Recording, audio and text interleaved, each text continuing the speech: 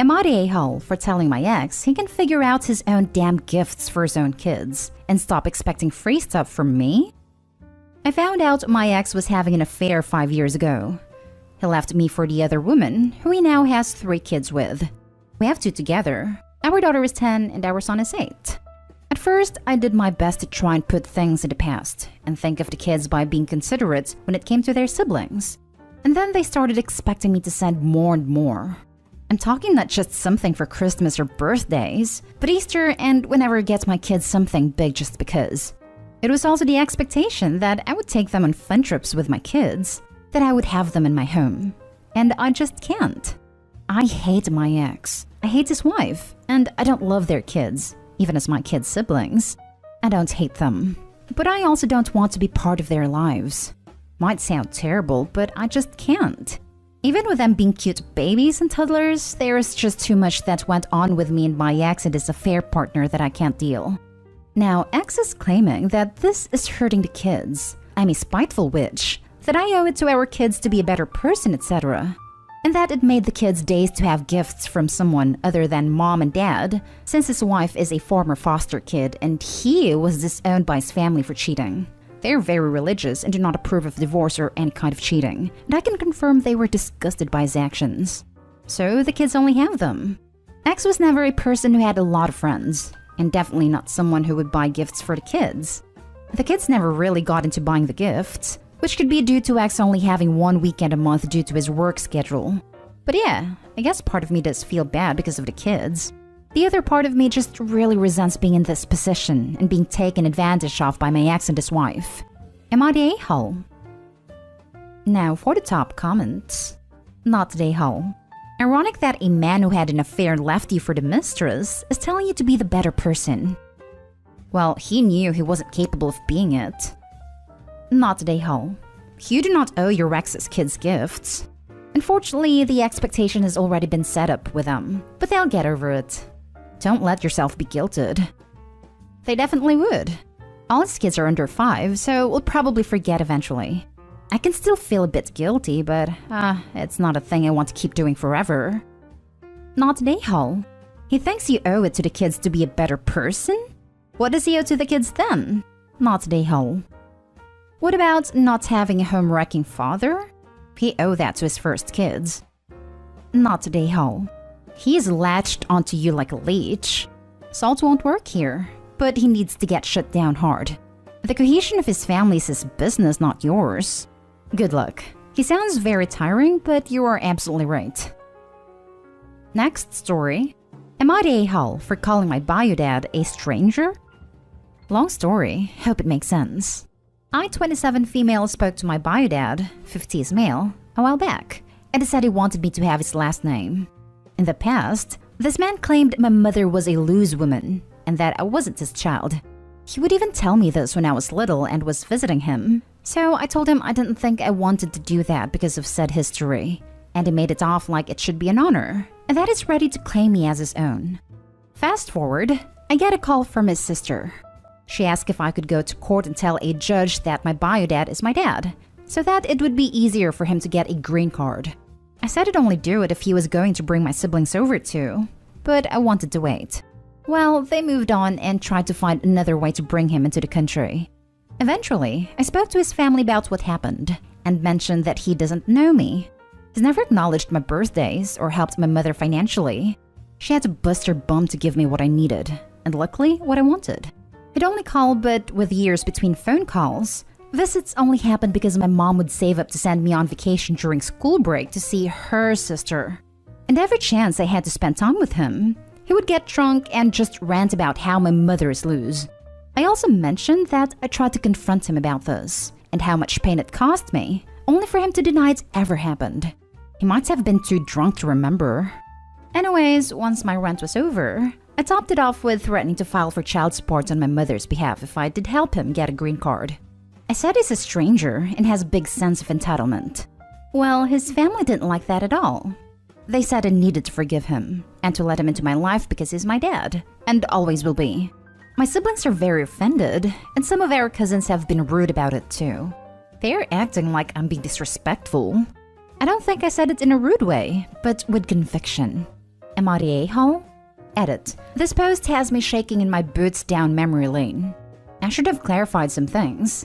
He is currently sober, and his sister was going to cover all the expenses, including a lawyer.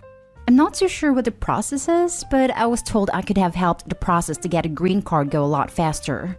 He tried to find another way to get into the country, so I'm sure he can keep trying. I just needed time to process their request, and I only considered it for my sibling's sake. As for the child support, I felt like my mom would be entitled to some kind of compensation. I don't even know if I could file for it. She paid for a lot of medical bills insurance wouldn't cover when I was growing up, so shouldn't he try to help? She never asked anyone for a dime when I had a surgery. Never even shared about the financial pressure she was under until much later, and that made my heart hurt for her. I don't believe my mother is a loose woman. I think she chose to leave an unsafe/unhealthy situation. She became a citizen in another country, learned to write/read/speak another language, and became an independent woman who lived kinda comfortably. I also think this embarrassed them, so they slandered her. Most women stay no matter what in their town. And what makes me laugh is that my mother never spoke a word about him unless I had questions. Thank you. You guys helped me realize that this guilt isn't mine to bear and gave me the confidence to start putting some boundaries up or cut them out. I'm more than happy to forgive them for being human. I just don't want them in my life, and that's okay. I decided that today, actually. Bless you all with whatever good vibes you believe in. Not today, Hall. Just sounds like they want to use you to get him a green card. Exactly this. And he'll disappear when you're not of use to him anymore. Until he needs a kidney. Not today, Hall. He is a stranger as he's not been father. End of story. I forget what comedian it is, so I can't give them credit or direct to a YouTube link, but he's got a bit about how if you refer to your dad as your bio dad and not just dad, it really tells you all you need to know about that relationship. Not today, Hall. If he hasn't acknowledged you over the years and suddenly wants you to have his last name, then he is the a-hole. Not today, Hall. Providing seed does not make someone a dad. You owe him nothing. Now for the next story. Am I the a-hole for telling my dad that I wouldn't need to use my magical child of divorce powers if he didn't F up in the first place? Some background. My female 17 mom and dad separated when I was 6, and he married to Maggie when I was 8. Since then, they've had 3 kids together who I absolutely adore. Even though we're only half siblings, they all tie for the #1 spot on my list of favorite people, and we're pretty close. Plus, my dad is currently going through his 3rd marriage as he was married once before my mom. My dad told me a few days ago that he and Maggie are getting divorced for reasons I'd rather not explicitly disclose, but in general, they're both at fault. He is currently staying at my grandparents' house. It has been for about 2 weeks, but my siblings think he's away on business. He really wants to see us, so he asked me to come down and I agreed. However, when he told them, they did not take it well. At all. And while I'm not really surprised at their reaction, from the way it was described to me, I don't think he really helped. From what I understand, Maggie and him sat them down. My dad appeared virtually, told them they were getting a divorce, refused to answer any questions as to why, except for them saying that they don't love each other anymore and they haven't for a while now. They told them that there was nothing more they could do for each other and that they were sick of trying. My siblings flipped out, and apparently haven't even been speaking with my stepmother since she told them. Now, when my dad told me this, he said that while he wanted to spend time with me this weekend, he needed me to patch up the kids and use my experience as a child of divorce. I told him I wasn't a therapist, and that while I'm more than happy to help, I can't promise that they're gonna want to talk to them because they have a right to be upset. He said that they were just overreacting, and that they're gonna have to grow up and get used to it because witching about it isn't going to change anything. At this point, I just straight up told him that if some people could keep it in their pants, maybe we wouldn't be here. He said that was unfair, and that he was my father, and that I had no right to talk to him like that. I responded that he had no right to tell my siblings, or anybody, how to feel, and that I hoped for the next marriage he might get it together. He hung up. Am I the a-hole? Now for the comments. Not today, Hall. You were 17 years old, and you were right with everything. 1, you are not a therapist. 2, you and your siblings don't ask to be born. 3, you and your siblings has a right to be upset. But for your sake, don't let you used by them. It is their responsibility to bring their stuff together, not yours. Would probably be nice if Opie to speak to her siblings as a child of a divorce and tell them that they'll get through it. Everything else is on Opie's dad and Maggie. You'd think by now Opie's dad would be more practiced at divorce announcements. But hearing this too will pass and they'll survive, if worse for the wear, from someone they like, trust, and who isn't currently engaged in breaking that trust may be helpful to them. Lord knows these kids can't rely on their parents. Not a day-hole. You're absolutely not your half-sibling's therapist, and your dad is asking you to handle them for him because otherwise, he'd have to address how he screwed up here and actually parent. Good on you for recognizing it and telling him no. Honestly, if this is his third time divorcing, you would think he'd have learned what not to do by now. Nah, he just figures the next one will be pliant and submissive enough to do whatever he wants. Not a day-hole, by the way. Not a day-hole. I wish I could buy you a beer for such an epic response. Not a day-hole. It's his and Maggie's responsibility to arrange for therapy for the kids, not to guilt you into playing that role instead. Divorce can have a huge impact on younger kids, and it sounds like he's taking this far more lightly than his kids are. Calling Dad out may have been unnecessary, but Dad was being completely unreasonable and sounds like he could use the wake-up call.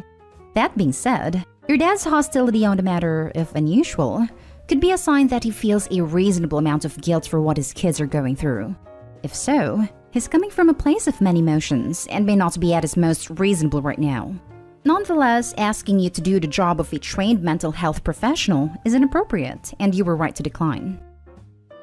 Now, for the last story, am I the a-hole for telling my grown son why he didn't grow up with his father's surname? I, 44 female, was in a toxic relationship. My ex, Joe, 49 male, met me when I was 15, and we started dating when I was 18. My mom was against the relationship, and I moved in with him at 19, because I thought that since mom was never married, she didn't know what she was talking about. I won't go into more details, but eventually I wised up, reconciled with my mom, and moved away. Not that Joe made it easy. I later met my other ex, Eric, 45 male, and I told him about Joe and said that he might reach out to him. I warned him that Joe was a liar and just a terrible person. Fast forward to me being 7 months pregnant with our son AJ, 20 male. This was my first pregnancy, and I was very nervous because it wasn't planned. I was worried that Eric would leave me after the baby was born and constantly ask him to reassure me that no matter what happened, he'd still be here. Eric always did until one day he didn't, and I started noticing that he was becoming distant. Eventually, he told me that Joe reached out to him and showed him pictures of him engaging in adult acts with a woman and said that it was me and that he was my baby's father. You can't identify who the woman is, so Eric brushed it off at first. But then he thought about how I was always getting him to promise me that no matter what happened, he would never leave me, and now he had doubt. I told him the reasons why I needed to hear him say it'd stay, reminded him how crazy Joe was, and even got others to back up my story, and told him that I don't even want to talk to Joe, let alone be near him. Eric said that he understood, but to ease his mind, he wanted a DNA test. I was upset and very insulted, and asked what or if I ever did anything to make him believe that I was a cheater. Eric admitted that I never gave him a reason, so I said that there would be no test. We got into a fight, and Eric said that he refused to sign the birth certificate until a DNA test was done. I was hurt and moved out. I didn't talk to him and gave birth with my mom by my side. We took the test, and Eric was the father. He tried to apologize, but I didn't want to hear it. I would never deny access to our son, but I felt like he wasn't reliable, so I gave our son my surname so that in case Eric left him, then my son wouldn't have to deal with his own name being a reminder of the father who might abandon him. Now that AJ is a legal adult, he said he was interested in taking Eric's surname, and I was fine with that. But he asked me why he never had his dad's name in the first place. It wasn't the first time he asked, but I always brushed it off before. However, now that he was an adult, I told him the truth. AJ confronted his dad, and now he's not speaking to him at the moment. I didn't intend to cause a rift, and felt like my son would be bothered by it because it was more about us than him. Am I the a-hole? Edited to add. Keep seeing it, so I'm going to say it here and instead of each comment. 1. Yes, I told AJ the whole truth and didn't twist details in my favor. I told him that his father had doubts after seeing pictures. I felt hurt and wasn't sure if I could trust his father to stick around.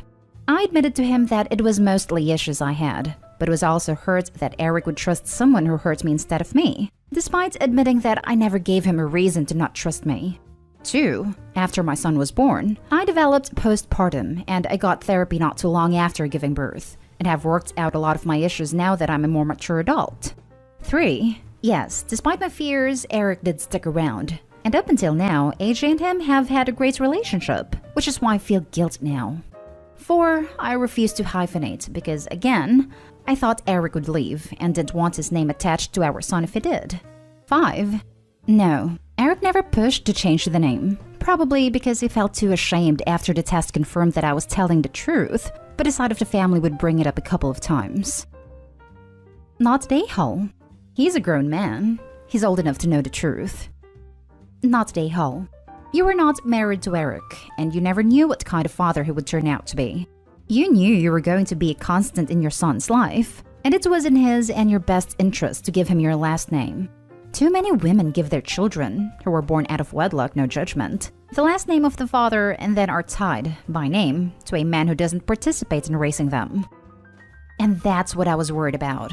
I've seen both sides of the situation for people growing up without their fathers, and those who didn't have their surname seemed to have an easier time than the ones who did. Not Dayhall. He believed your abuser over you, effectively letting your known abuser use him to further his mistreatment on you. Dude's an accomplice to his act.